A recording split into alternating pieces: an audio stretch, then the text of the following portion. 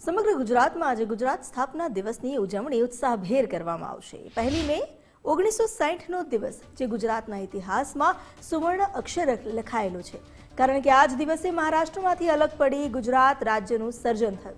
આ ઐતિહાસિક ક્ષણ સાથે સંકળાયેલું એક મહત્વપૂર્ણ સ્થળ છે અમદાવાદનું અસ્મિતા ભવન, જે આજે પણ ગૌરવશાળી ભૂતકાળનું સાક્ષી બનીને અડીખમ ઊભું છે। 1 મે 1960ના રોજ અમદાવાદની સિવિલ હોસ્પિટલ કેમ્પસમાં આવેલા અસ્મિતા ભવન ખાતે ગુજરાતની પ્રથમ વિધાનસભાની બેઠક મળી હતી। આ બેઠકમાં ડોક્ટર જીવરાજ મહેતાએ ગુજરાતના પ્રથમ મુખ્યમંત્રી તરીકે કાર્યભાર સંભાળ્યો હતો। 1960 થી 1963 સુધી રાજ્યની વિધાનસભાની તમામ બેઠક અહીં જ યોજાતી।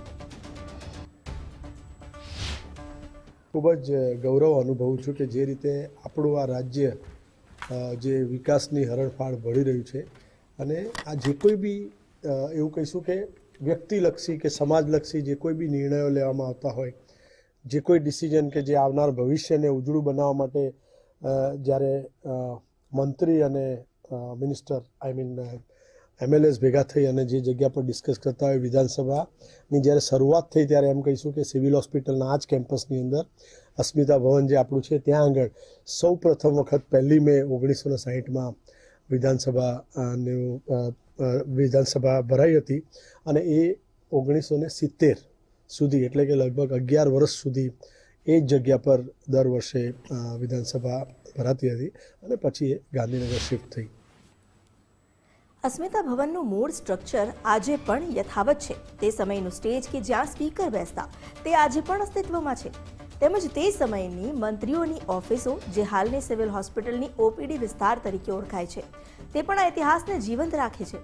વિધાનસભા ગૃહથી મંત્રીઓની ઓફિસ સુધી જતો દરવાજો પણ આજે જોવા મળે છે।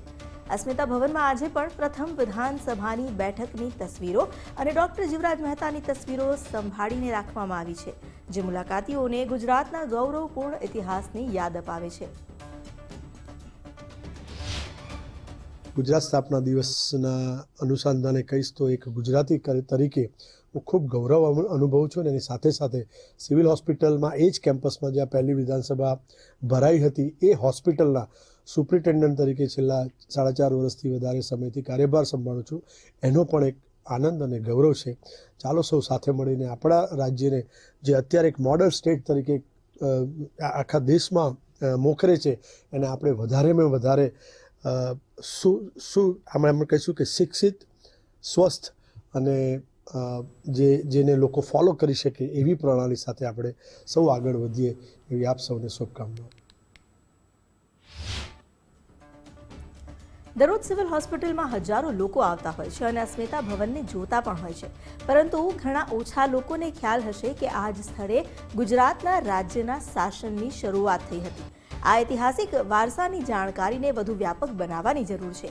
ગુજરાત સ્થાપના દિવસ માત્ર ઉજવણીનો પ્રસંગ નથી, પરંતુ પોતાના ઇતિહાસને યાદ કરવાનો અને નવી પેઢીને તે વિશે માહિતગાર કરવાનો અવસર પણ છે। અમદાવાદનું અસ્મિતા ભવન ઇતિહાસનું જીવંત પ્રતીક છે, જેને જાળવવી રાખવું અને ઓળખ આપવી એ આપણી સામૂહિક જવાબદારી છે। આજે ગુજરાતનો સ્થાપના દિવસ છે અને આ દિવસની ગુજરાતભરમાં ભારે ધૂમધામથી ઉજવણી કરવામાં આવી રહી છે। ખાસ કરીને ગુજરાતના સ્થાપના દિવસની વાત કરીએ તો એ દિવસને પણ જરૂરથી યાદ કરવો જોઈએ, કારણ કે જ્યારે 1 મે 1960ના રોજ વિધાનસભા મળી હતી અને સિવિલ હોસ્પિટલના કેમ્પસમાં આવેલા ડોક્ટર જીવરાજ મહેતા અસ્મિતા ભવનમાં ગુજરાતની પ્રથમ વિધાનસભા મળી હતી અને આ અસ્મિતા ભવન ગુજરાતના સ્થાપના દિવસનું સાક્ષી બનીને આજે પણ અડીખમ ઊભેલું જોવા મળી રહ્યું છે। મહારાષ્ટ્રમાંથી જ્યારે ગુજરાત અલગ પડ્યું અને ત્યારબાદ 1 મે 1960ના અસ્મિતા ભવનમાં વિધાનસભા મળી હતી। ડોક્ટર જીવરાજ મહેતા ગુજરાતના પહેલા મુખ્યમંત્રી બન્યા હતા અને અસ્મિતા ભવનમાં પહેલી વિધાનસભા મળી જે તસવીરો આજે પણ અહીંયા મૂકેલી યથાવત છે, જે જૂની યાદો છે તે દર્શાવે છે। અસ્મિતા ભવનને જોઈએ છે, પરંતુ કોઈને ખબર નથી કે આ જ અસ્મિતા ભવનમાં પ્રથમ વિધાનસભા મળી હતી, જેમાં આજે પણ સ્ટેજ છે જ્યાં સ્પીકર બેસતા હતા। આજે પણ સિવિલ હોસ્પિટલની OPD છે તે જગ્યા પર મંત્રીઓની ઓફિસ હતી, એટલે કે 1 મે 1960થી લઈને 1963 સુધી વિધાનસભા અસ્મિતા ભવનમાં મળતી હતી અને વિધાનસભામાંથી મંત્રી ઓફિસ જવા માટેનો કરવાનો જે દરવાજો હતો તે આજે પણ યથાવત જોવા મળી રહ્યું છે. 1960માં બિલ્ડિંગનું જે સ્ટ્રક્ચર હતું તે આજે પણ યથાવત છે. એટલે કે સિવિલ હોસ્પિટલમાં અસ્મિતા ભવનમાં જે વિધાનસભા મળી હતી તેની તસવીરો અસ્મિતા ભવનમાં જોવાયેલી યથાવત જોવા મળી રહી છે અને તે દર્શાવે છે કે ગુજરાતનો સુવર્ણ જે ઇતિહાસ છે તે કેટલો મહત્વપૂર્ણ છે. કેમેરામેન વિનોદ સાથે માનસી પટેલ, ગુજરાત ફર્સ્ટ, અમદાવાદ.